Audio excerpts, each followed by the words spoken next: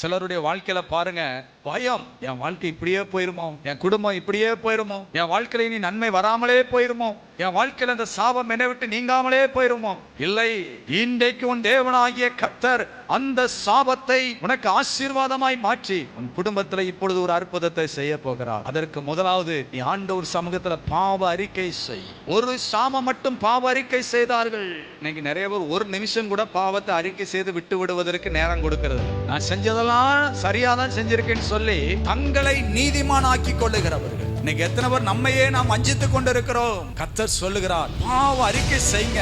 எதனால உனக்கு இந்த சாபம் வந்துச்சுன்னு கர்த்தர் உன்னோடு பேசுவார். நீங்கள் அறிக்கை செய்து விட்டு விடுங்கள். நீங்கள் இரக்கத்தை பெறுவீர்கள், நன்மையை பெறுவீர்கள், ஆசீர்வாதத்தை பெறுவீர்கள், விடுதலையை பெறுவீர்கள், சமாதானத்தை பெற்றுக் கொள்வீர்கள், இழந்து போனதை திரும்ப பெற்றுக் கொள்ளுவீர்கள்.